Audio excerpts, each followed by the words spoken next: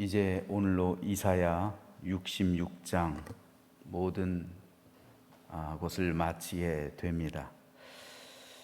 그런데 이 66장을 보면 네 문단으로 살필 수가 있는데, 먼저 4절까지는 참 신앙인에 대한 보호의 약속과 형식적인 신앙에 대한 심판에 대해서 경고를 하고 있고요. 그리고 5절에서 14절까지는 참 신앙인을 핍박한 자들에 대한 보응과 참 신앙인을 향한 희락에 대해서 약속하고 있습니다. 그리고 15절에서 21절 우상 숭배자들에 대한 불심판과 이방인들의 회심에 대해서 예언하고 있고요. 마지막으로 22절에서 24절까지는 새 하늘과 새 땅에서의 의인과 악인의 영원한 구별을 경고하고 있습니다. 그래서 이사야 1 시작할 때 이 구별이 있었죠. 가증한 믿음을 가진 사람들에 대한 회개의 촉구로 시작을 했다면 마지막 66장에서도 그들을 구별할 것임을 말씀하고 있습니다. 오늘은 이 가운데 2절에서 4절 말씀에 대해서 살펴볼 텐데요. 여호와가 말하노라, 내 손이 이 모든 것을 지었으므로 그들이 생겼느니라. 무릇 마음이 가난하고 심령에 통회하며 내 말을 듣고 떠는 자, 그 사람은 내가 돌보려니와 소를 잡아드리는 것은 살인함과 다름이 없이 하고 어린 양으로 제사 드리는 것은 개목을 꺾음과 다름이 없이 하며 드리는 예물은 돼지의 피와 다름이 없이 하고 분향하는 것은 우상을 찬송함과 다름이 없이 행하는 그들은 자기의 길을 택하며 그들의 마음은 가증한 것을 기뻐한즉 나 또한 유혹을 그들에게 택하여 주며 그들이 무서워하는 것을 그들에게 임하게 하리니 이는 내가 불러도 대답하는 자가 없으며 내가 말하여도 그들이 듣지 않고 오직 나의 목전에서 악을 행하며 내가 기뻐하지 아니하는 것을 택하였음이니라 하시니라. 자, 여기서 하나님은 하나님께서 하시는 참 신앙인이 있고 하나님께서 가증히 여기시는 사람이 있음을 말씀하십니다. 이거는 오늘로 말하면 하나님의 교회를 향한 구별이에요. 예수님의 말씀과 같이 알곡이 있고 가라지가 있다는 말이에요. 알곡은 하나님의 나라에 동참하지만 가라지는 예수님 말씀처럼 영원한 멸망을 받을 수밖에 없다는 겁니다. 이것을 하나님께서는 이사야를 통해서 말씀하시는 거예요. 그렇다면 하나님께서 인정하신 참 신앙인이란 누구인가? 바로 2절에 있는 말씀과 같이 가난하고 통회하며 주님 말씀 앞에서 떠는 자입니다. 여기서 가난이란 하나님 앞에서의 겸손을 의미하는 거예요. 즉 신앙이 깊어질수록 겸손해진다는 말입니다. 신앙의 연조가 될수록 더 하나님 앞에서 겸비한다는 거예요. 그리고 믿음이 깊어질수록 통회자복하는 일이 많아진다는 거예요. 여러분, 성인이 되면, 기독교에서 말하는 이 성인이 되면요, 회개할 일이 없을 것 같죠. 거룩하니까. 하지만 그렇지 않아요. 믿음이 깊으면 깊어질수록 회개할 일이 많아져요. 아이러니죠. 사도 바울이 자신의 인생길을 마치기 전에 쓴 디모데 전서에 보면 죄인 중에 내가 괴수다 라는 얘기 나와요. 말년이에요. 바로 사도 바울은 참수형을 당합니다. 그 말년에 죽음을 앞두고 순교를 앞두고 가장 성화되었을 그때예요. 가장 믿음이 깊어졌을 그때 사도 바울이 무슨 죄를 지었겠어요? 그럼에도 바울은 자신을 일컬어 죄인 중 내가 괴수와 같다 고백하는 거예요. 우리 생각엔 내가 의인 중에서도 가장 뛰어난 의인이 되었다라고 자신의 삶을 총평할 것 같은데 그렇지 않았어요.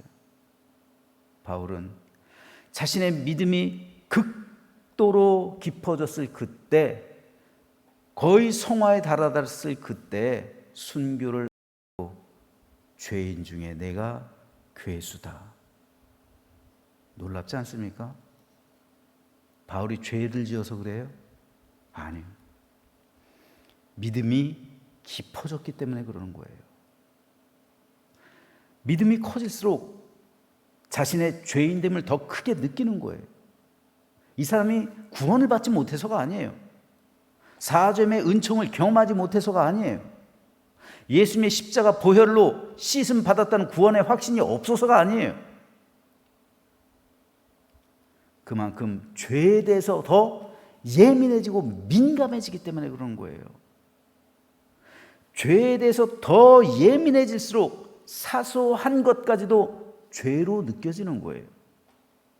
예전에는 아무렇게나 말하고 다녔어요. 그래도 마음에 죄의식이 없었어요. 그런데 신앙이 깊어질수록 사소하고 부주의하게 말하는 그 말 한마디 때문에 혹 다른 사람이 상처를 받았을까 봐 괴로워하고, 바람에 이는 잎새에도 괴로워하고, 예? 그 윤동주의 시처럼요. 그래서 용서를 구하고 하나님 앞에 회개하는 것이 성숙해진 믿음이에요. 예전에는 아무렇지도 않게 행동했어요. 하지만 믿음이 깊어질수록 내가 한 행동이 너무 부끄러워지는 거예요. 그래서 하나님 앞에 무릎 꿇고 회개할 수밖에 없는 것이 성숙해진 신앙인의 모습이에요. 이런 믿음이 하나님을 경외하는 믿음이고 하나님의 말씀 앞에서 떠는 믿음이고요. 하나님은 이런 믿음을 기뻐하신다는 거예요. 즉 하나님 앞에서 겸손과 통회 자복과 그 말씀 앞에서 떠는, 하나님을 경외하고 하나님의 말씀 앞에 순종하는 삶, 믿음이 깊어지는 그 삶이요. 우리 육신은요, 세월이 흘러가면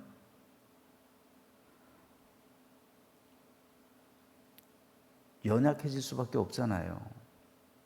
육신의 힘도 연약해지고요, 영혼에서 쇠약해질 수밖에 없어요. 하지만 믿음은요, 믿음은 세월이 흘러갈수록 깊어지는 거예요.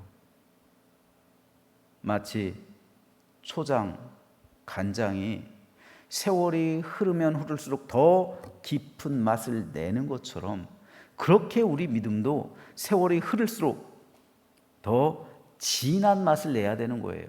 이게 정상적인 믿음이에요. 이런 믿음을 하나님께서 칭찬하신다는 거예요. 이런 믿음을 인정해 주신다는 겁니다. 그래서 그 사람을 내가 돌볼 것이라 약속하시는 거예요. 이와 반면에 하나님 보실 때 가증스럽게 믿음 생활하는 사람이 있어요.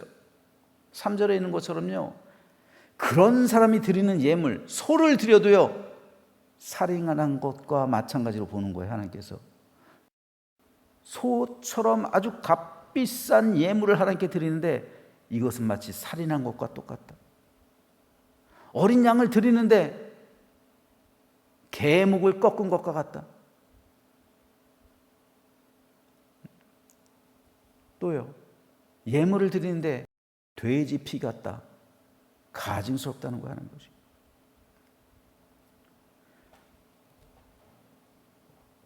가증스럽게 믿음 생활하는 사람들이 있다는 거, 위선적으로요. 예수님이 말씀하시는 가라지입니다. 그렇다면 하나님께서 말씀하시고 있는 그런 사람들의 특징이 뭘까요? 3절 후반부에 보면 그들은 자기의 길을 택하며 그들의 마음은 가증한 것을 기뻐한다. 이것이 그들의 특징이에요. 하나님께서 위선적이라고 판단하시는 믿음을 가진 사람, 하나님께서 가증스럽게 여기는 그러한 믿음을 가진 사람은 첫 번째로 자기의 길을 선택하는 사람이고요, 두 번째로 그의 마음에 가증한 것을 기뻐하는 사람이라는 말이에요. 하나님의 길이 있고 인간의 길이 있습니다. 자기의 길이 있어요. 내가 가고 싶은 길이 있고 내가 가야만 하는 길이 있어요. 가야만 하는 길.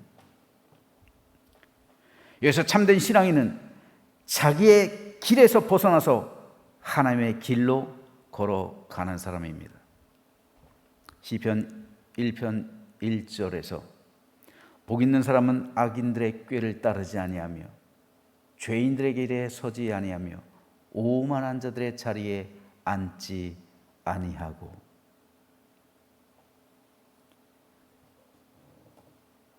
여기서 말씀하시고 있는 악인들의 꾀, 죄인들의 길, 오만한 자들의 자리, 이것이 바로 하나님께서 말씀하시는 자기의 길이에요. 그렇다면 왜 믿음을 가진 사람들이 하나님께서 원하시는 길, 내가 가야만 하는 그 길이 아니라, 하나님께서 원하시는 그 길이 아니라 자기의 길, 내가 가고 싶은 길을 선택하며 걸어갈까요? 그 이유는요, 그들의 마음이 가증한 것을 기뻐하기 때문이에요. 결론은 그거예요. 내 마음이 가증한 것을 기뻐하기 때문에 자기의 길을 선택하는 거예요. 하나님을 기뻐해야 할 하나님의 백성, 천국을 사모해야 할 하나님의 백성이 천국을 사모하지 않고 이 세상 사모한다고요. 하나님을 즐거워해야 될 그 마음이 이 세상을 즐거워한다고요. 그러니까 자기 길을 선택하는 거예요. 그들의 마음은 가증한 것을 기뻐합니다. 세상에 속한 향락을 즐거워합니다.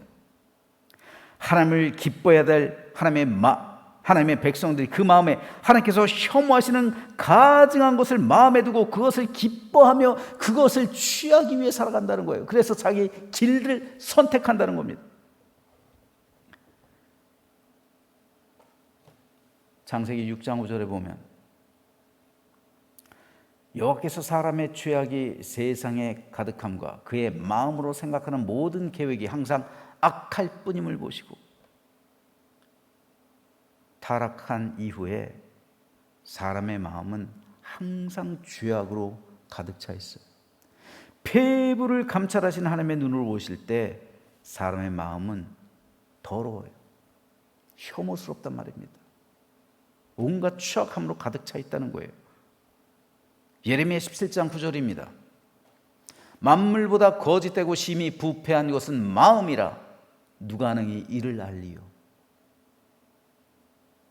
내 마음에 만물보다 거짓되고 심히 부패한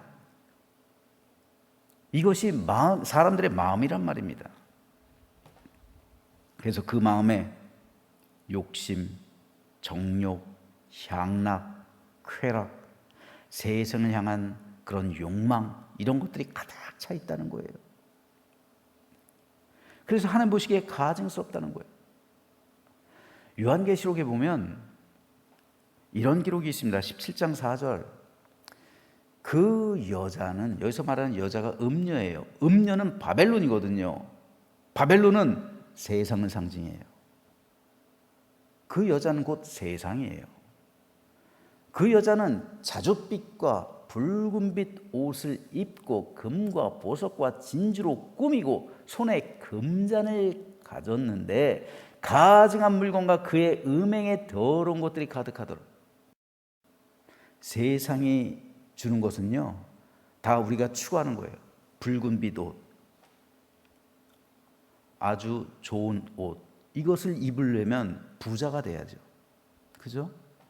이것을 구입하려면 아주 값비싼 옷이니까 당연히 돈이 많아야죠. 그리고 금과 자줏빛과 붉은빛 옷을 입고 금, 보석, 진주로 꾸몄어요. 자기를 꾸몄어요. 손에 금잔을 가졌어요. 번쩍이는 금잔이에요. 화려해요. 딱 봐도 부자예요. 모든 사람이 동경할 만해요. 모든 사람이 흠모할 만해요. 모든 사람이 부러워할 만해요. 그 여자, 세상은 그런 모습으로 우리에게 다가온단 말이에요. 그런데 실질적으로 그 모습을 보면 그의 음행에 더러운 것들이 가득하더라. 더럽다는 거예요. 6절에 보니까 또 내가 보면 이 여자가 성도들의 피와 예수의 증인들의 피에 취했다. 세상은 진실한 예수의 증인들을 핍박한다는 거예요. 예수의 증인들이 그를 거부하기 때문이죠. 그러니까 세상에 속한 모든 죄악된 것, 거기에 내 영혼을 뺏겨서 살아가는 것, 이것을 하나님께서 가증스럽게 보신다는 거예요.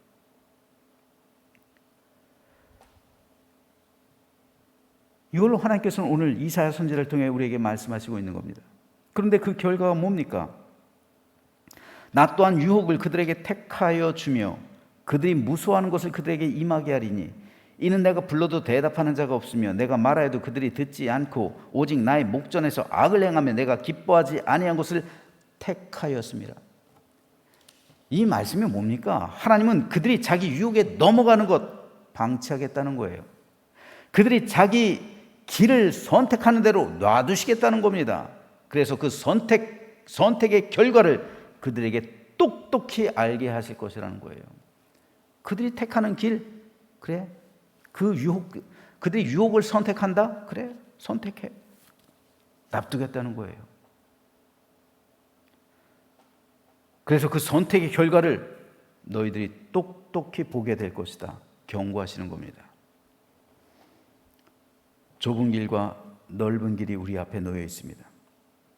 십자가를 메고 가는 삶과 십자가 없는 삶이 우리 앞에 펼쳐져 있습니다. 하나님의 길과 자기 길이 우리 앞에 놓여 있습니다.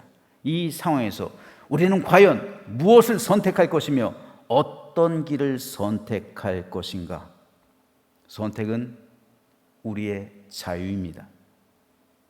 그래서 자유의지라고 하는 거죠. 하지만 그에 따른 결과를 우리가 반드시 마주해야 할 때가 올 겁니다. 하지만 자비하신 하나님은 그의 종들인 선지자를 끊임없이 보내셨죠. 그래서 계속 그들에게 하나님의 길로 걸어갈 것을 촉구하셨잖아요. 이사야가 왜 이런 말을 기록할까요? 돌아오라는 거잖아요. 자기 길이 아닌 하나님의 길로 돌아오라는 거잖아요. 하지만 대부분의 백성들은 그 말을 거부합니다. 왜요? 음녀가 준 포도주에 취했어요.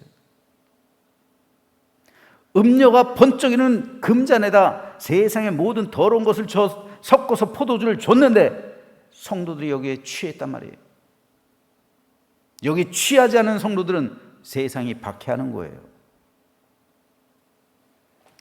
그렇기 때문에 대부분의 백성들이 이 말을 거부합니다. 그래서 예수님은 좁은 문으로 들어가고 좁은 길로 가라 말씀하시는 거예요. 멸망으로 인도하는 길은 크고 넓어 그리로 찾아가는 사람들이 많다. 누구에게 하신 말씀이에요? 세상 사람에게 하시는 말씀이에요? 아니에요. 교인들에게 하시는 말씀이에요. 하지만 생명으로 구원하는 길은 좁고 협착하여 찾는 이가 적다. 누구에게 하시는 말씀이에요? 목사와 교인들에게 하시는 말씀이에요. 선택은 우리의 몫입니다. 그러므로 저는 저와 여러분 모두가 오늘 하루 하나님께서 원하시는 길을 걸어가게 되기를 소망합니다. 그리고 하나님의 뜻을 끊임없이 선택하며 하루하루 믿음 가운데 살아가게 된다면 오늘 하나님께서 약속하시는 것처럼 우리 삶을 돌보실 것이고 우리를 지키실 것이며 인생 끝날까지 우리와 함께 하실 것이고 우리 영혼을 받아주셔서 영생 복락을 누리게 하실 줄로 믿으시기 바랍니다. 그래서 이번 한 주간 동안에도 끊임없는 우리 앞에 놓여진 자기의 길과 하나님의 길 사이에서 하나님의 길을 선택하며 하나님의 뜻을 이루며 하나님께 칭찬받는 믿음의 삶, 승리의 삶을 살아가시는 우리 모두가 되시기를 주님의 이름으로 축원합니다. 기도하겠습니다.